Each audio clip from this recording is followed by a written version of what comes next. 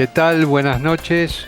Una nueva edición de Cita con la Historia. Hoy, 1 de abril, iniciamos este mes con algunos recordatorios, algunas efemérides, fundamentalmente del mes de marzo, de la semana que pasó. Hoy no está con nosotros Roy, no nos acompaña, pero estuvimos seleccionando con él estos temas y el primero tiene que ver con el nacimiento de un conocido de los porteños y de los argentinos, creo yo, que es nada más y nada menos que Enrique Santos Discépolo, Discepolín para los amigos, que nació un 27 de marzo de 1901, ¿no? Fue poeta, un escritor, dramaturgo, actor. Murió muy joven, un 23 de diciembre, en la previa de las Navidades de 1951, muy joven. Y bueno, él va a ser el que nos va a acompañar en este programa, con su música. Así que vamos a escuchar un poco de DJ Polín a lo largo del programa. Como les decía, nació un 27 de marzo de 1901 en el barrio porteño de Valvanera. Era hijo de un músico de orquesta, con muchos hermanos. Quedó huérfano muy jovencito y a cargo del mayor de sus cuatro hermanos, que no es otro que Armando Discépolo, ¿cierto? Otro famoso de nuestra cultura popular. Con apenas 16 años debutó como actor, después empezó a animarse y a escribir sus primeras obras de teatro y sus letras de tango. Una muy conocida es el famoso Que Chaché. Son letras de los años 20, principios del siglo XX, en los años 20, y él era obviamente muy joven. Recordemos que había nacido en 1901.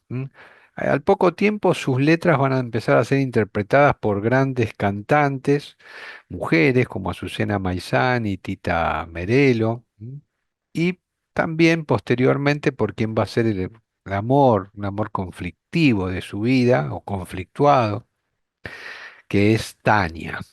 También el mismísimo Carlos Gardel canta sus temas. Y ahí todo eso se desarrolla conjuntamente con su vida actoral y ya en la década siguiente, en los años 30, va a poder conocer el mundo artístico de Europa, cuando ya su repertorio tiene temas tan conocidos como Shira y Shira, Malevaje, Soy un arlequín y por supuesto el clásico que describe la década infame de los años 30, que es Cambalache, y que todos es como una especie de himno pagano de los porteños y de los argentinos. Por supuesto, en los años 40, como todos sabemos, surge el peronismo. Sus ideas políticas siempre tuvieron que ver con la defensa de los desposeídos y va a adherir fervorosamente a las ideas del peronismo, los va a defender al peronismo a través de un programa de radio que era muy popular, Mordisquito, un personaje que él interpretaba. En 1951 va a filmar una película y protagonizarla, como actor, como director, muy famosa, que es El hincha, que describe el sentimiento del hincha de fútbol, un fútbol que dejaba allá atrás el amateurismo y arrancaba con el profesionalismo y con todo lo que ha derivado después con la profesionalización del fútbol. Pero en ese mismo año, como les decía al principio, en 1951, el 23 de diciembre, va a fallecer producto de un paro cardíaco el famoso y querido Dijépoli. Así que nuestro recuerdo en este 1 de abril a Dijépoli y a su música que nos va a acompañar a lo largo del programa. ¿Qué tenemos otro 27 de marzo? Varias cosas, interesantísimas todas. Dos que tienen que ver con el vínculo de Argentina con el mundo, las relaciones internacionales, la geopolítica, eso que ahora se habla tanto y está tan en boga. Bueno, Argentina ha tenido ha atravesado distintas situaciones, obviamente a lo largo de su historia. Vamos a señalar dos que ocurrieron un 27 de marzo, en orden cronológico. Una, la del 27 de marzo de 1889. ¿Qué ocurre este día? Se inaugura la primera conferencia panamericana en Washington, la capital de los Estados Unidos. Impulsada esta conferencia panamericana, obviamente, por los Estados Unidos. En esa conferencia vamos a tener un representante, varios, pero el que nos interesa, muy importante, que no es otro que Roque Sáenz Peña, del cual ya hemos hablado en otras oportunidades, porque para nosotros los porteños, Roque Sáenz Peña es Diagonal Norte, ¿no es cierto? Pero es el presidente de la ley Sáenz Peña, la ley del voto secreto obligatorio, el voto la ley que democratizó la República Argentina, y que permitió la llegada al poder de los partidos populares, hasta ese momento alejados de la práctica del ejercicio del poder a través de el fraude, ¿no es cierto?, el voto no obligatorio, etcétera, etcétera. En esa conferencia, Sáenz Peña, esto ocurrió 20 años antes de que él fuera presidente, por supuesto, ya les dije, en 1889, va a defender la causa latinoamericana frente al expansionismo estadounidense. En ese momento los Estados Unidos no era lo que luego va a ser, fundamentalmente luego de la Primera Guerra Mundial y definitivamente luego de la Segunda Guerra Mundial. A fines del siglo XIX, Estados Unidos era una potencia regional y la Argentina rivalizaba, ¿eh? En muchos aspectos con los Estados Unidos. Así que el planteo de Roque Sáenz Peña se sintetiza en la oposición a la famosa doctrina Monroe, América para los americanos, a la que él le contrapone América para la humanidad, o la expresión que él usó fue sea América para la humanidad. ¿M? Se oponía de esa manera a lo que impulsaban los Estados Unidos, que es algo que sigue impulsando y en algunos casos ha logrado, que era una unión aduanera americana, una moneda única americana y limitar el comercio con Europa, liderado fundamentalmente por la potencia aún en auge en ese momento que era el Reino Unido, Inglaterra. ¿M? Esta, podemos decir hoy en términos actuales, es una postura antiimperialista de una potencia regional que siempre vio al continente americano como su patrio trasero. Argentina se posicionó entonces liderando la resistencia latinoamericana a estas intenciones de los Estados Unidos. Y planteó también y defendió el principio famoso de no intervención en los asuntos internos de los países. ¿M? Eh, Esta postura de la Argentina expresada por Roque Sáenz Peña fue fundamental para limitar la hegemonía de los Estados Unidos durante este periodo, entre fines del siglo XIX y comienzos del siglo XX, donde Argentina y Estados Unidos rivalizaban. Rivalizaban también en materia comercial, porque tanto los Estados Unidos en ese momento como la Argentina eran productores de los mismos bienes que ambos producían lo mismo y por supuesto eran competidores en el mercado internacional. Y la Argentina, como todos sabemos, tenía una fuerte alianza con Inglaterra, que era hegemónica en ese momento, y que va a mantener hasta muchos años después, incluido hasta finales casi de la Segunda Guerra Mundial. ¿M? Bueno, ¿cuál es la historia de Roque? Nunca viene mal recordarla. Como casi toda la élite de dirigente argentina, cursó los estudios en el Nacional de Buenos Aires, fue a la Facultad de Derecho, se recibió de abogado y empezó a militar en el Partido Autonomista de Adolfo Alsina. ¿Eh? Se sumó a la defensa de la presidencia de Nicolás Avellaneda cuando hubo un intento militar de parte de Bartolomé Mitre que se oponía a esa presidencia o se opuso a esa presidencia, por supuesto con el triunfo de las fuerzas leales a Avellaneda. Roque Sáenz Peña fue ascendido a comandante. En 1876 fue electo diputado de la legislatura bonaerense por el Partido Autonomista Nacional. Incluso a sus 26 años, o sea, muy, muy joven, fue el presidente de la Cámara de Diputados de la provincia de Buenos Aires más joven, o uno de los más jóvenes que se conocen. En 1879 tuvo una participación en la Guerra del Pacífico, de la cual también hemos hablado, la Guerra del Pacífico que enfrentó a Chile contra Bolivia y Perú. Y Sáenz Peña se enroló como voluntario en el ejército peruano y va a tener una destacada actuación militar en ese conflicto. Luego va a regresar a Buenos Aires, se va a incorporar al, al gabinete de Roca. Luego va a renunciar, va a viajar por Europa, todas cuestiones que hacía la élite política y económica del siglo XIX. En 1886, ya de regreso en Buenos Aires, va a ser designado embajador en Uruguay, un destino apetecible aún hoy, apetecible por muchas razones.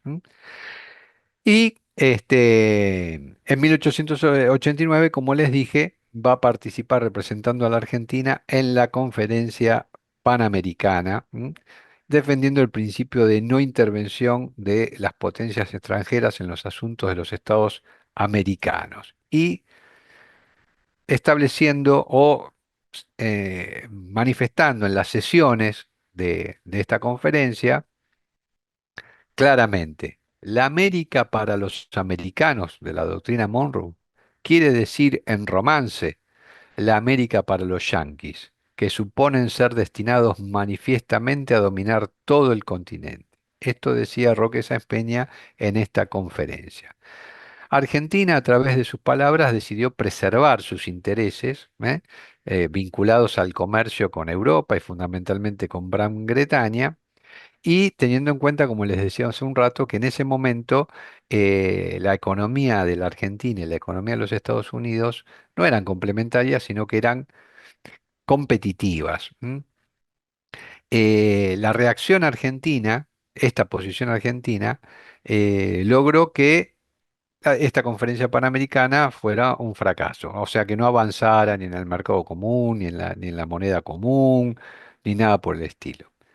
Y 10 años después, prácticamente 10 años después, Roque va a seguir sosteniendo estas posiciones en otras circunstancias. En 1898 se produce la guerra entre Estados Unidos y España por el conflicto en Cuba, ¿correcto? En esa guerra, Sáenz Peña, el país no intervino, obviamente, pero Roque Sáenz Peña toma partido por la posición de España y de los cubanos, que también luchaban por su independencia y se pronunció en vibrante discurso en el Teatro Victoria a favor de España y de los cubanos, como le dije. Así que en 1907, perdón, antes de que me olvide, también va a recibir, en otra, ya a principios del siglo XX, va a recibir instrucciones de representar a la Argentina en otra conferencia internacional, la Conferencia Internacional de la Paz en La Haya, donde también va a ir Roque junto al embajador Luis María Drago, que es el que expone la famosa doctrina Drago, ¿eh?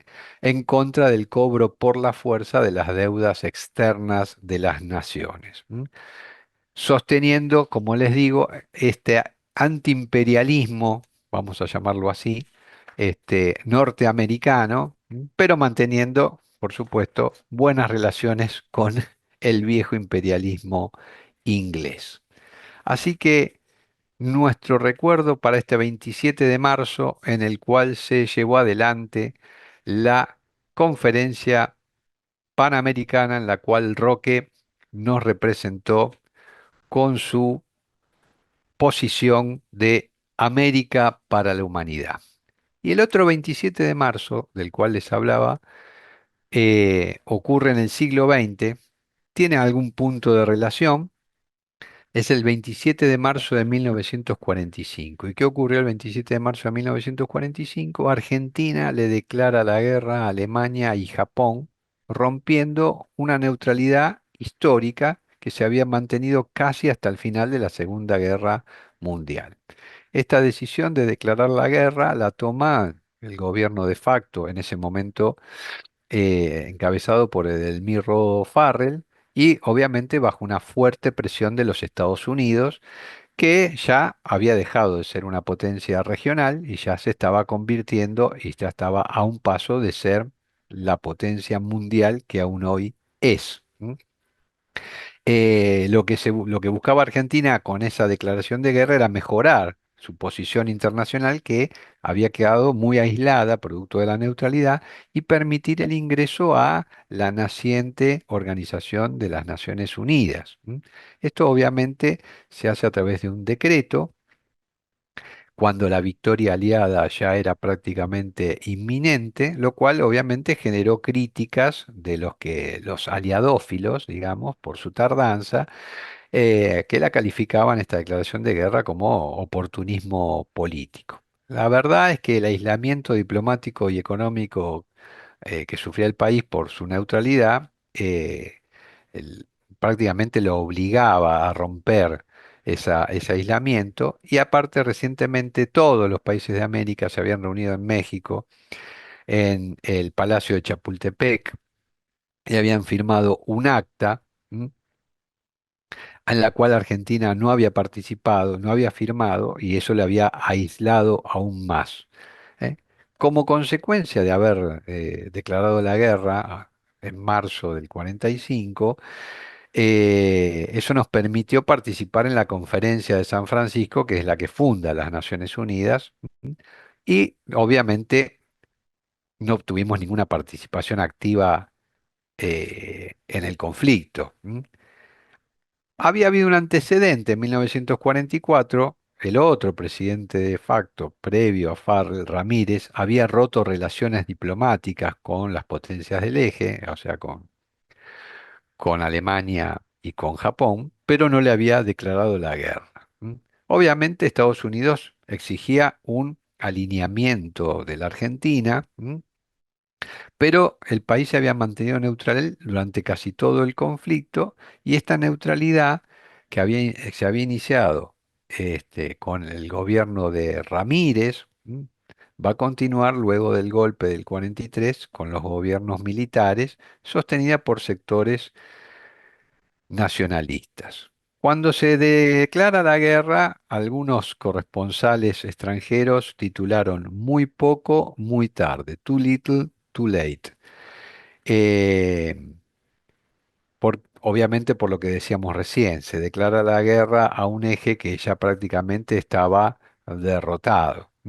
Acuérdense que había ya 20 países latinoamericanos que habían firmado el Acta de Chapultepec, y Estados Unidos comenzaba a superar esa hegemonía que hasta ese momento sostenía el Reino Unido, y la Argentina todavía seguía atada al Reino Unido y no terminaba de acomodarse al nuevo mundo.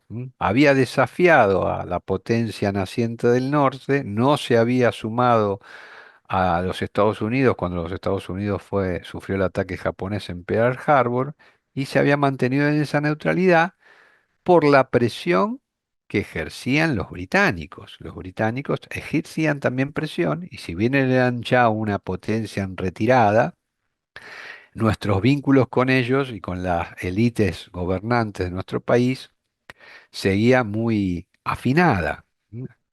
El Reino Unido necesitaba durante el conflicto la neutralidad argentina, porque eso le garantizaba el abastecimiento de carne, porque al país neutral, los países, las fuerzas del eje, Alemania fundamentalmente, no podía atacarle o no debía atacarle cargueros, ¿no? Más del 40% del abastecimiento de carne de Inglaterra durante el conflicto provenía de la Argentina y Inglaterra necesitaba que ese flujo continuara. Argentina había quedado entonces sola en América. Eh, y esa soledad se viene a destrabar con la decisión del decreto 6945 que declara la guerra. Eh, de esta forma, Argentina, como comentábamos, queda habilitada a participar en la Conferencia de San Francisco, que se realiza poco tiempo después, entre abril y julio de 1949, 45, y funda las Naciones Unidas. Argentina había padecido el aislamiento durante esos 5 años, no podía comprar armamento norteamericano, lo cual había dado lugar a que se creara la famosa General de Fabricaciones Militares a cargo del general Sabio, con la idea de un autoabastecimiento de armamento, y obviamente Perón formaba parte del gobierno surgido en 1943, fue el que más influyó y el que más batalló para romper este aislamiento y el que veía el mundo que estaba por venir. Ya a fines de 1944 él como ministro de guerra, va a crear un Consejo Nacional de Posguerra, para empezar a analizar los escenarios futuros después de finalizada la guerra. Y el otro aspecto menos conocido es que al declarar la guerra, Argentina el Estado argentino pasaba a tener el derecho de incautar, quedarse con los bienes de los contendientes que estuvieran en el país. Por lo tanto, se constituyó una junta de vigilancia y disposición final de la propiedad enemiga y se confiscaron empresas y bancos de capital alemán y japonés.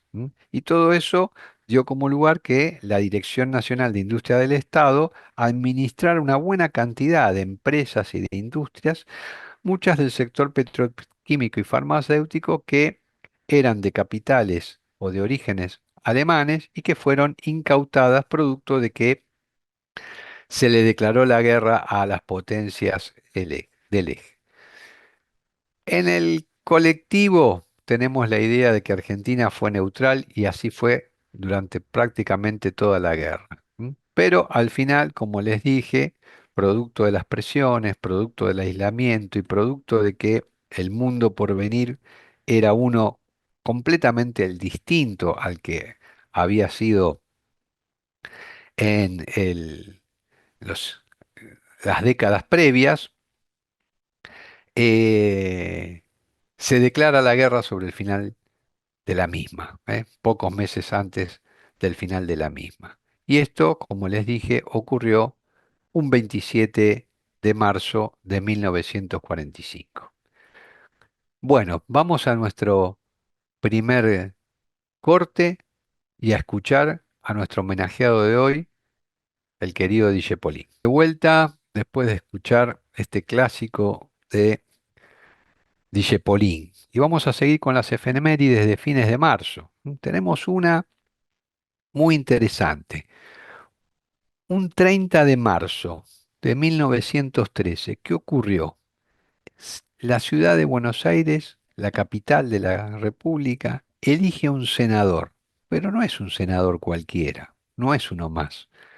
Es nada más y nada menos que Enrique del Valle y Berlucea. Eh, no parece muy conocido.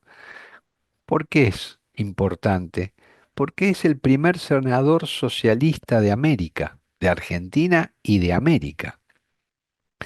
Siempre hemos escuchado a otro personaje del socialismo argentino famoso, Alfredo Palacios, que en 1904 fue electo como el primer diputado socialista de Argentina y de América.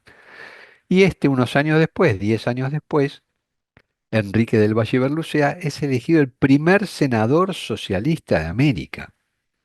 Sin embargo, ¿por qué hay tanto conocimiento de Alfredo Palacios y tanto desconocimiento de Enrique del Valle y Berlucea? Bueno, en primer lugar, porque Palacios fue longevo, atravesó prácticamente toda su vida en la política, en el Partido Socialista, ejerciendo distintos cargos hasta su fallecimiento en 1965.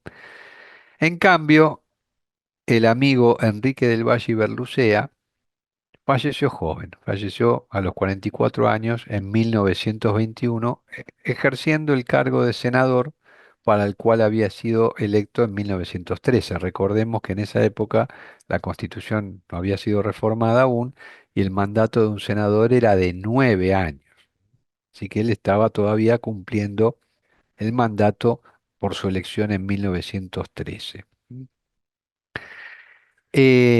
Obviamente, era un socialista, un pionero en los derechos sociales y en la educación. Al igual que Alfredo Palacios, hay una calle en el barrio de La Boca que mantiene viva su memoria, pero no hay mucho más. De Palacios tenemos por todos lados y en muchas ciudades del país. Enrique del Valle Berlucea está un poco olvidado, quizás por su muerte temprana, eh, pero también por cómo fue y en qué circunstancias se produjo su fallecimiento.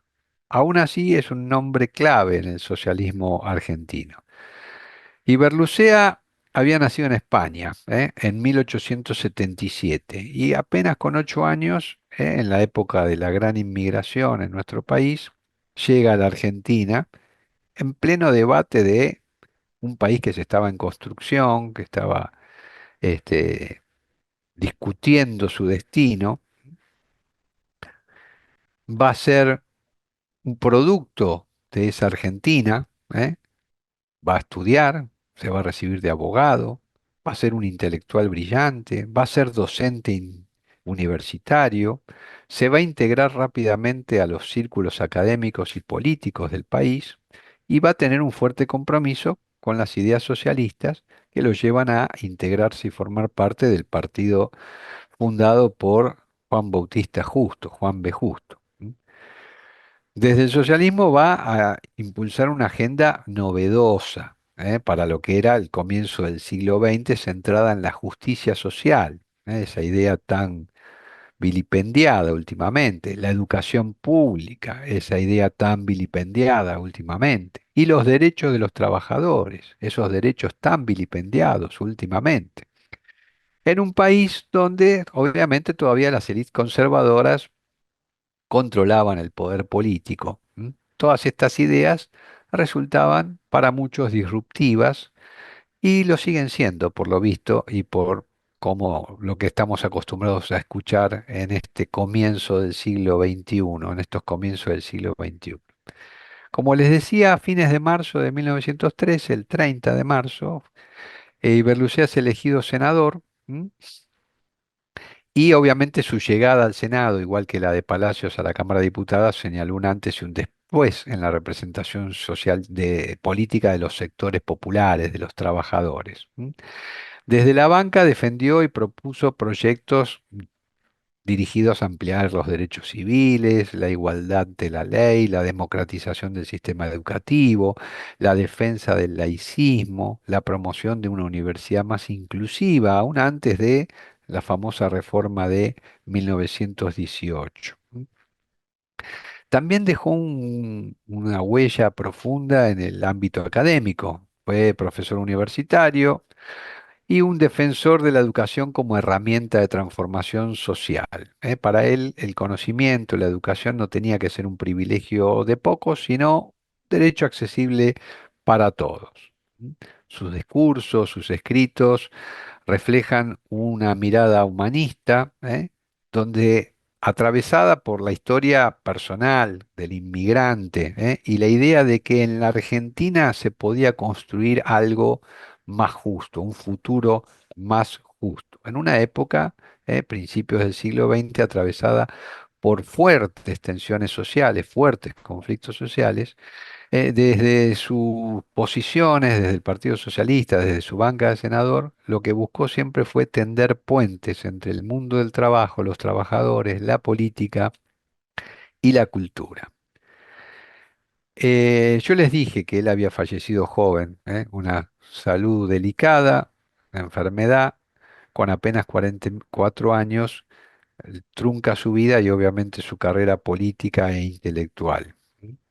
Obviamente su temprana muerte, como dijimos, contribuyó a que fuera perdiendo visibilidad en el relato histórico, político,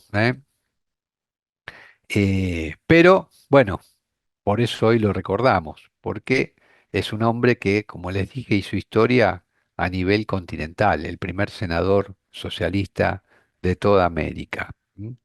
El principio del fin, ya cuando estaba muy enfermo, y por eso yo les había comentado las circunstancias que rodearon su fallecimiento, se dan a comienzos de 1921. En enero de 1921, un 9 de enero de 1921, él participa en la ciudad de Bahía Blanca de un congreso del Partido Socialista y ahí da un discurso donde se pronuncia favorablemente a la Revolución Rusa, que había ocurrido unos años antes. Se muestra partidario de la toma revolucionaria del poder, de la dictadura del proletariado, y de la integración del Partido Socialista a la Tercera Internacional, la Internacional Comunista, creada en 1919.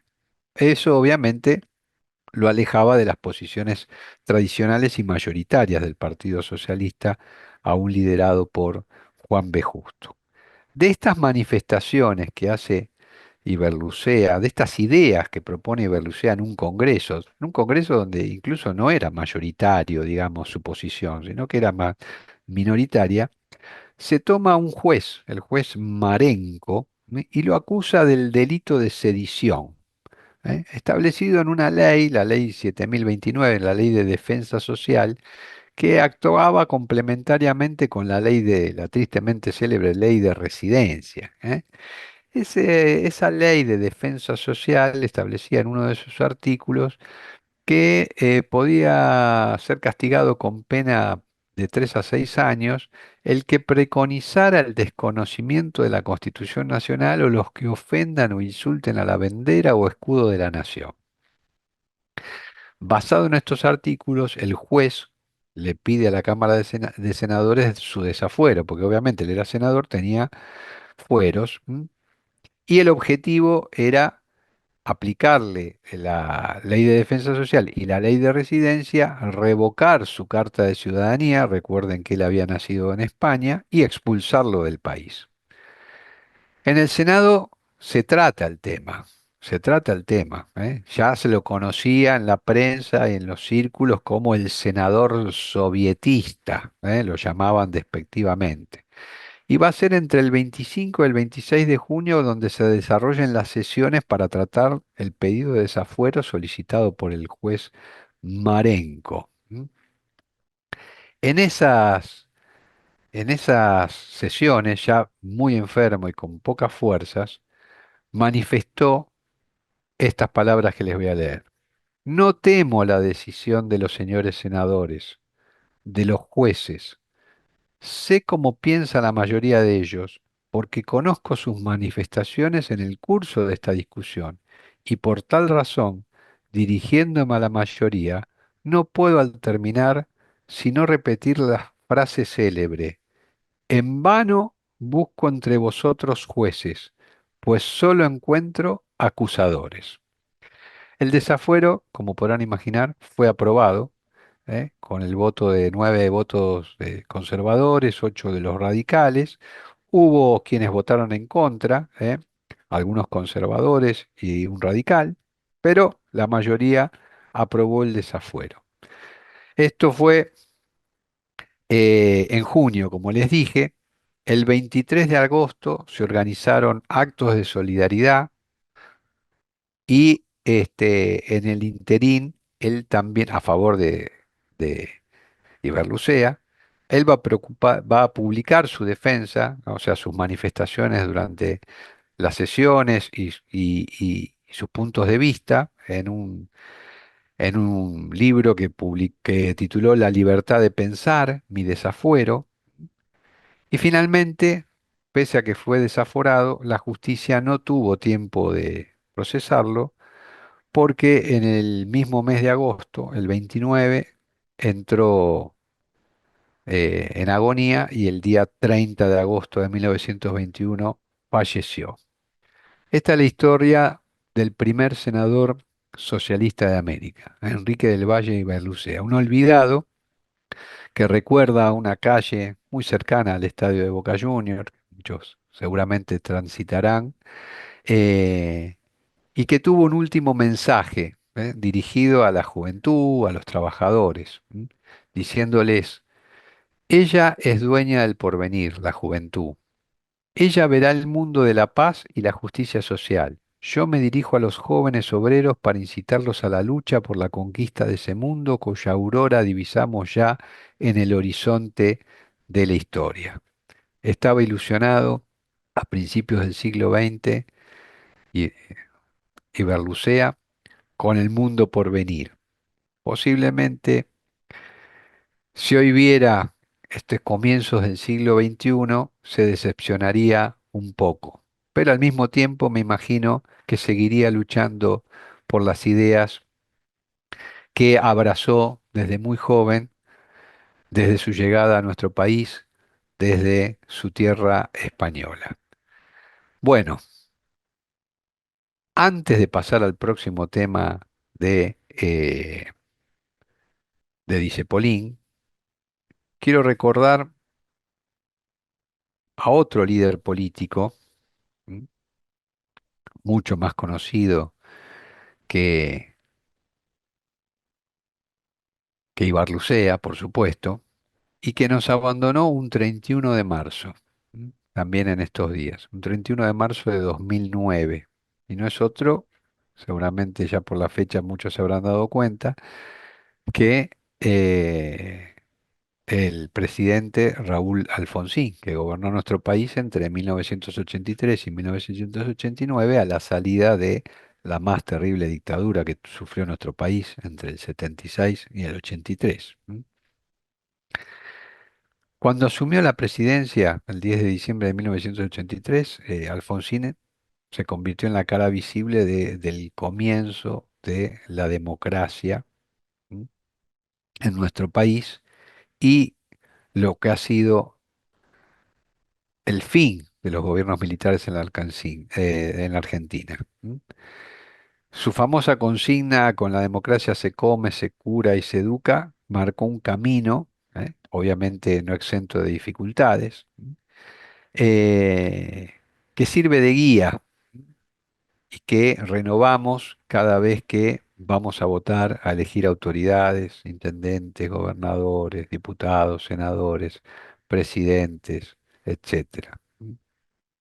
Falleció a los 82 años, víctima de un cáncer de pulmón.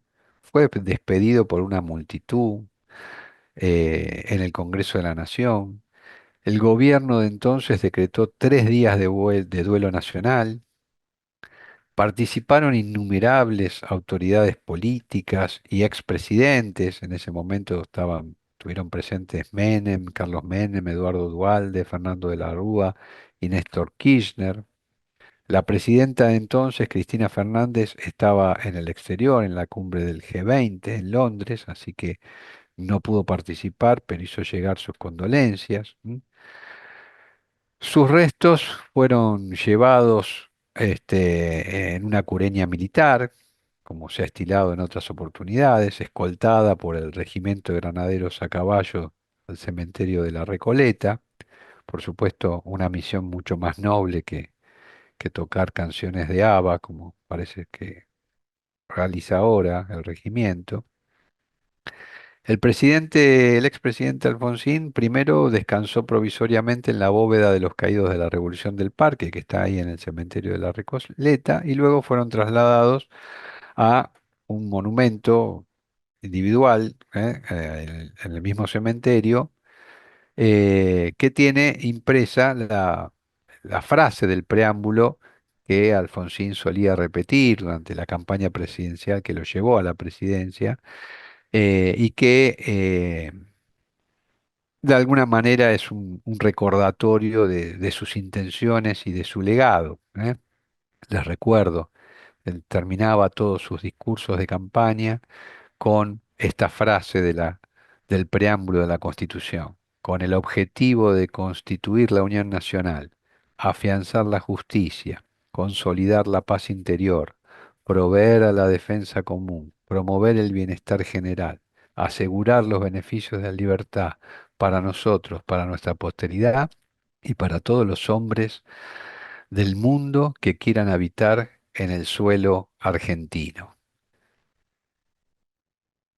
Podríamos hablar horas y horas de Alfonsín, pero simplemente recordar un aniversario más de su fallecimiento, de alguien que obviamente ha cumplido un rol trascendental en las últimas décadas de historia de nuestro país y que sigue siendo para todos los argentinos esa especie de padre de la democracia recuperada luego del funesto golpe militar de 1976.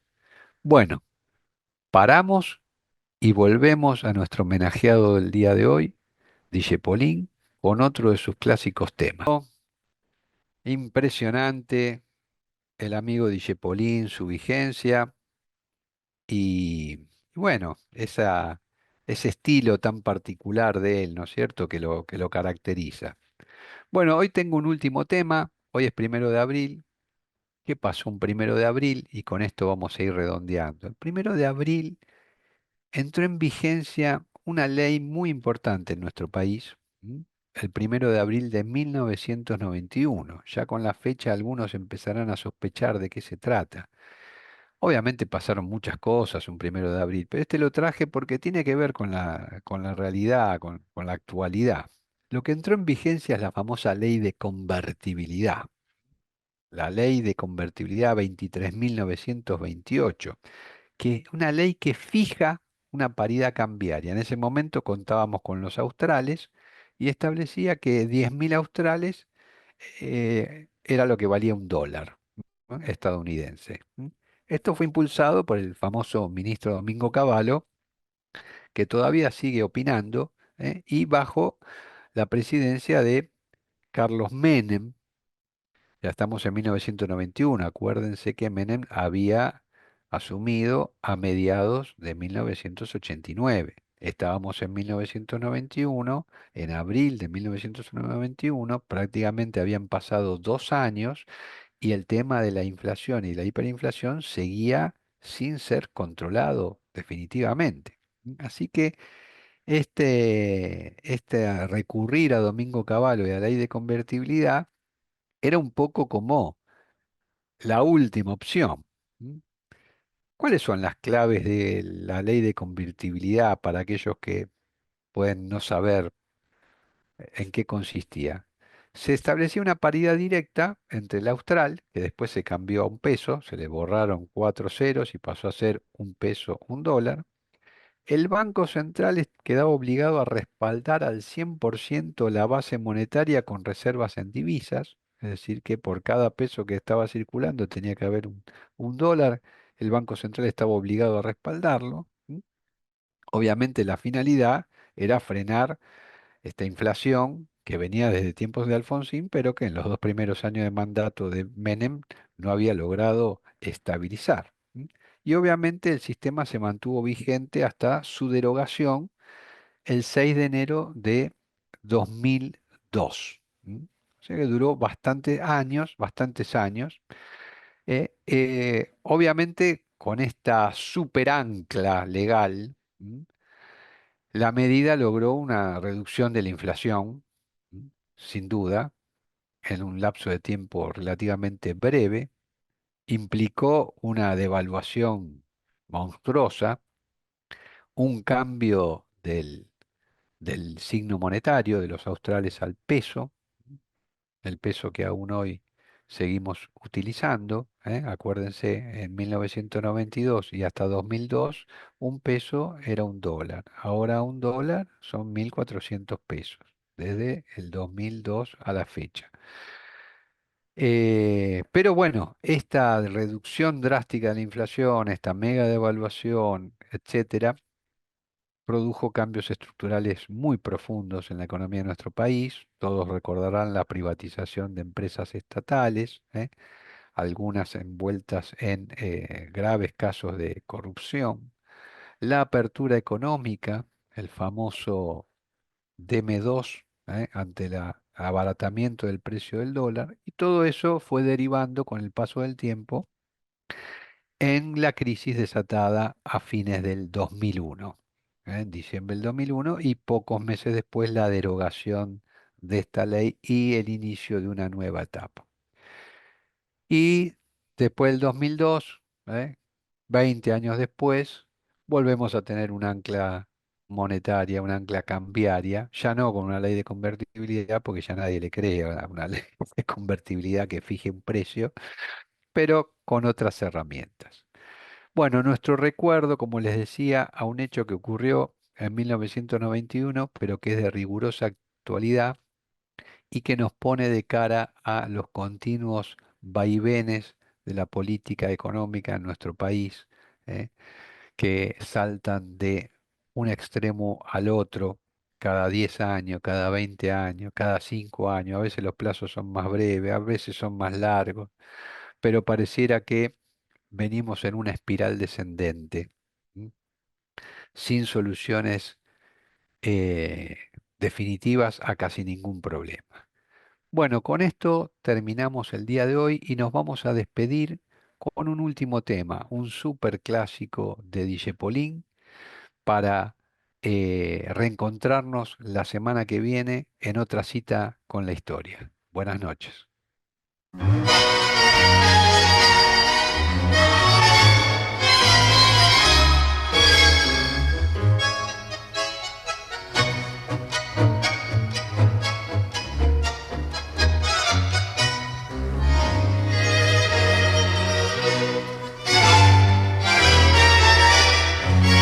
De chiquilín te miraba de afuera, como a esas cosas que nunca se alcanzan. La ñata contra el vidrio en un azul de frío que solo fue después viviendo igual al mío. Como una escuela de todas las cosas, ya de purrete me diste entre asombros el cigarrillo, la fe en mis sueños y una esperanza de amor. ¿Cómo olvidarte en esta queja, cafetín de Buenos Aires? Si sos lo único en la vida que se pareció a mi vieja. En tu mezcla milagrosa de sabiondos y suicidas, yo aprendí filosofía, la doctrina y la poesía cruel de no pensar más en mí. Me diste en oro un puñado de amigos que son los mismos que alientan mis horas. José el de la quimera, Marcial que aún cree y espera, y el flaco Abel que se nos fue, pero aún me guía. Sobre tus mesas que nunca preguntas, lloré una tarde el primer desengaño. Me hice a las penas y bebí mis años y me entregué sin luchar.